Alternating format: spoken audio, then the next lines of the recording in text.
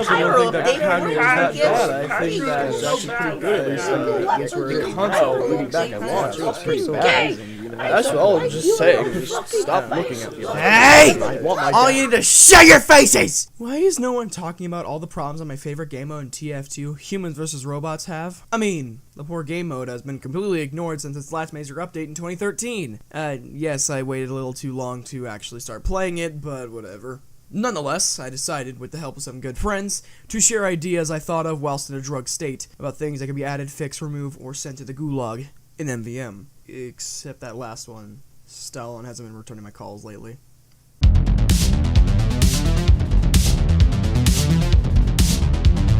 One thing, or three things, I've noticed in MvM is the fact that the Pyro Spy and Sniper don't have the clearest or easiest roles in MvM, leading to most people deciding to kick anyone who even thinks about becoming any of these three classes. Can I, play a spy?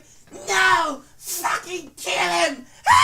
While I don't have many ideas for fixes on the Sniper, seeing how overpowered a good Sniper can actually be in MvM, I do have some ideas for how the Spy and Pyro can be altered to be more user-friendly.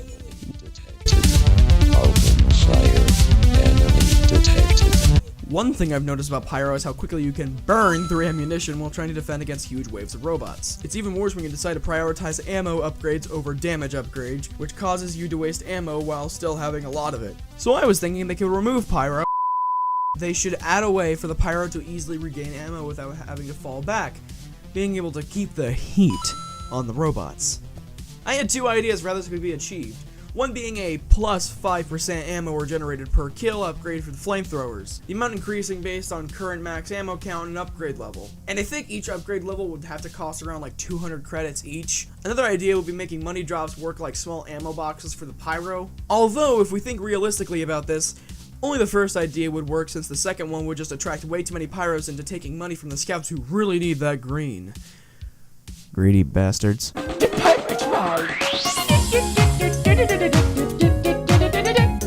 Now, this won't be as long or even as complicated as the Pyro section was.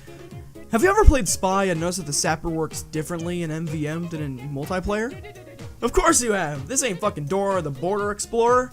Instead of having an infinite amount of sappers, there's a cooldown for each use. But I feel that this cooldown is too long, and I've noticed an odd absence of a cooldown speed upgrade. The reason I find this kind of weird is because the sapper is the only usable item with a non-upgradable cooldown timer. So you can tell where I'm going with this.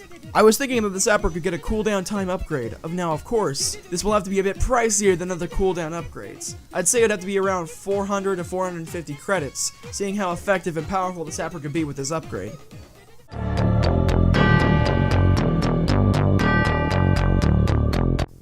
So I don't really care about what types of new maps and tours that could be added, but I do care about what kinds of loot could be added, and I had my own ideas for what could be added to the game. Okay, I know what you're thinking. Oh my god, Australia is so unoriginal, but just hear me out. Let's be honest here. Not many more Aussies need to be added to TF2, but there are still two classes in the game that don't have stock primary Aussies. That being the medic and the engineer with the syringe gun and shotgun. After that, I suppose the Uber saw and the pistol could be fairly good in Aussie form. But I'm not really dying to see them added. Now let's hear some ideas from some of my friends and totally not paid actors. Hi, Crimsxn viewers. It's the British kid. No one likes me, yeah, I know. Anyway, Australian weapons that we need to see. Iron bomber, a revolver, bottle, maybe. I don't know if that might be cool. What else? Soda popper. People like using that. Split and screen. Hasachuichi, flare gun. Panic attack. Yeah, I know, panic attack, crazy, right?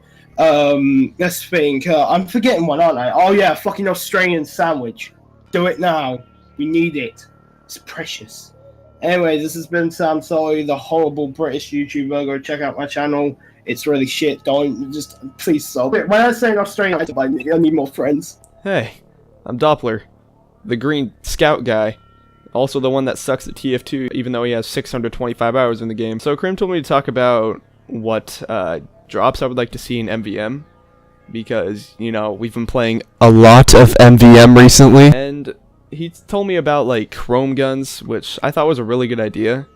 And that actually got me thinking about guns that were, like, this is just a thought, but maybe like guns that are partially Australium. Like for example, the flamethrower where like the head part where the air is, you know, that part's gold maybe. Or, you know, the sights on the scatter gun are gold. Or maybe the little stands that you have on the scope of the sniper rifle, those could be gold. Or, you know, the mag part of the revolver. Or this is another thing that I was talking about in a different TF2 video, maybe festive Australiums. Of course, they would have to be more rare than regular Australiums.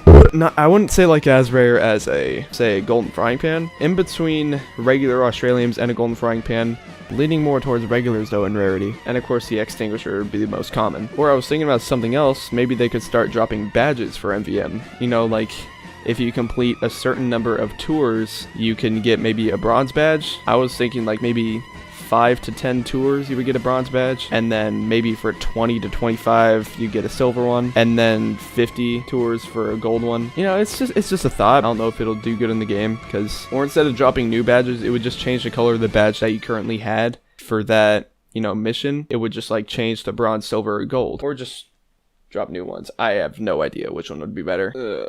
Yeah, that's basically all I had in mind. You know, I'm not very into TF2 at the moment. Alright, yeah. Back to you, Krim. Bye. Check out my SoundCloud, bro.